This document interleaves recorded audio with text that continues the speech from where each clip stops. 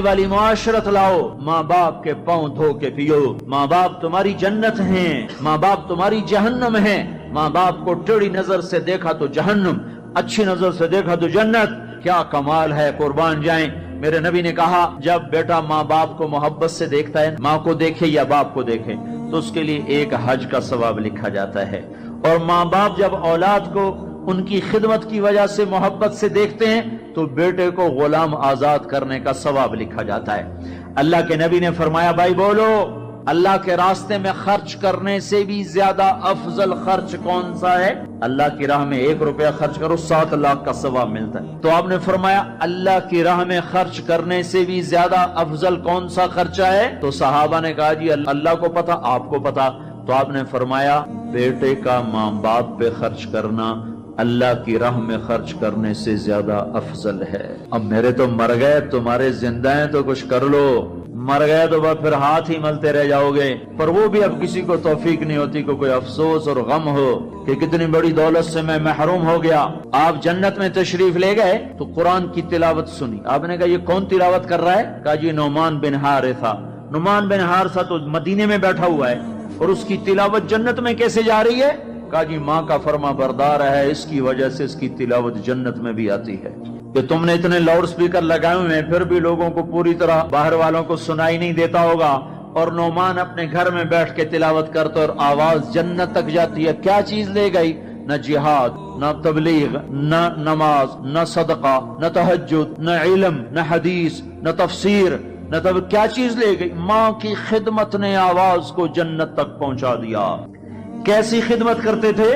ماں کے کپڑے دھوتے، ماں کی روٹی پکاتے، ماں کو نوالے بنا کے کھلاتے۔ ہمارے ماحول میں کیا ہے کہ میں اپنی بیوی سے کہتا ہوں میری ماں کی خدمت کر، میری بیوی کے ذمے نہیں، میری ماں کی خدمت۔ اگر وہ کہے میں نہیں کر سکتی تو اسے نافرمان بیوی نہیں کہا جا سکتا۔ میری خدمت نہ کرے تو نافرمان ہے، میری ماں کی خدمت نہ کرے تو نافرمان نہیں ہے۔ اسے میری ماں نے نہیں جنا، مجھے میری ماں نے جنا ہے، میرے ذمے اپنی ماں کی خدمت ہے۔ تو نعمان بن حارثہ کپڑے دھوتے، روٹی پکاتے، سالن پکاتے، نوالے بنا کے کھلاتے، تیل لگاتے، کنگھی کرتے، جوئیں نکالتے، اور ماں کوئی حکم سناتی اور سمجھ میں نہ آتا تو دوبارہ نہیں پوچھتے تھے اماں کیا کہا، باہر نکل کے خادمہ کو بلاتے، کہتے میری ماں نے کیا کہا تھا تو بتا، مجھے سمجھ میں نہیں آیا۔ ادب کی وجہ سے ماں سے دوبارہ پوچھتے نہیں تھے۔ اور میرے بھائیو، ماں باپ کی قدر کرو۔ موسیٰ علیہ السلام نے پوچھا یا اللہ میرا جنت کا ساتھی کون ہے؟ اللہ تعالیٰ نے کہا فلاں قصائی۔ موسیٰ اور قصائی میں کیا جوڑ ہے؟ موسیٰ علیہ السلام گئے تو ایک قصائی ایسے بیٹھا ہوا گوشت بیچ رہا ٹوٹے کر کر کے۔ شام ہوئی، اس نے تھیلا کندھے پہ لٹکایا، گوشت کا ٹکڑا ڈالا، گھر کو چلا۔ موسیٰ علیہ السلام بولے میں بھی آ جاؤں تیرے ساتھ؟ اسے نہیں پتا یہ موسیٰ ہیں۔ کہا آ جاؤ بھائی۔ گھر میں گیا، انہوں نے جا کے گوشت کے ٹوٹے چھوٹی چھوٹی بوٹیاں بنائی، ہانڈی پہ چڑھایا، آٹا گوندھا، سالن تیار ہوا، روٹی پکائی، تیار کر کے ٹرے میں رکھ کر ایک بڑھیا عورت بیٹھی جس کو الٹے ہاتھ کندھے کا سہارا دے کر ایسے بٹھایا، پھر اپنے سیدھے ہاتھ سے نوالے بنا بنا کے اس کے منہ میں ڈالتا رہا، کھلاتا رہا، پھر اس کا منہ صاف کیا، اس نے کچھ بڑبڑا کے کہا، پھر اس نے اس کو لٹا دیا۔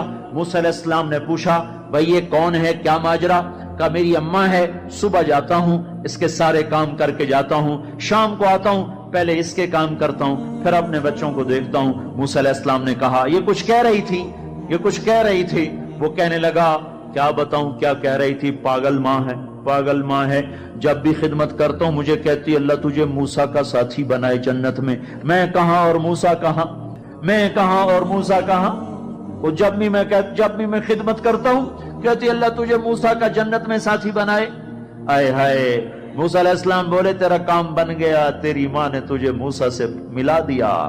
اے ماؤں کو راضی کرو، نبیوں کے ساتھ جنت میں پہنچو گے۔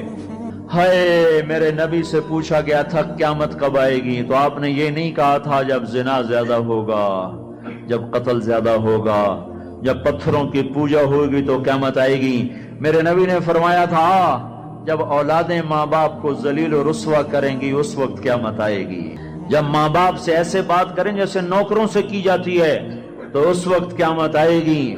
جب ماں ڈر رہی ہو کہ میرا بیٹا کہیں بدتمیزی سے مجھ سے بات نہ کرے، جب باپ ڈر رہا ہو کہ کہیں میرا گریبان نہ پکڑ لے تو سمجھو قیامت آ گئی. اور اللہ کے نبی نے فرمایا جس نے ماں باپ کو ستایا اس پہ اللہ کی لعنت، فرشتوں کی لعنت، زمین آسمان کی لعنت، نہ نماز قبول ہے، نہ روزہ قبول ہے، نہ حج و زکوٰۃ قبول ہے. ہائے ہائے، میں ایک شہر میں گیا، ایک نوجوان میرے پاس آیا کہ میرے باپ نے میرے اوپر زیادتی کی ہے، میری سناؤ. سنتے سنتے پتہ چلا کہ اس نے اپنے باپ کے خلاف عدالت میں کیس کیے ہوئے ہیں. میں نے کہا بیٹا تو جلدی سے چلا جا، تو شکر کر تیرے اوپر آسمان نہیں ٹوٹا، زمین نے تجھے نہیں نگلا، تیرے اوپر کوئی آگ کا کوڑا نہیں برسا، اور اللہ نے ابھی تک تجھے درگزر کا معاملہ کیا ہوا ہے. تو بیٹا ہو کر باپ کے خلاف کیس کر رہا ہے. صرف تو نہیں رگڑا جائے گا، وہ وکیل بھی رگڑا گیا جس نے تیرا کیس تیار کیا، اور وہ گواہ بھی رگڑے گئے جنہوں نے گواہی دی. ارے ظالم، بیٹا ہو کر باپ کے خلاف تو کیس کرتا ہے. تو میرے بھائیو، اپنے ماں باپ کی خدمت کر کے جنت لے لو، جنت بنا لو. یہ جہان بھی سنورے گا، اگلا جہان بھی سنورے گا. ایک نوجوان تھے، ان کا نام ہے کلاب. وہ گئے اللہ کے راستے میں.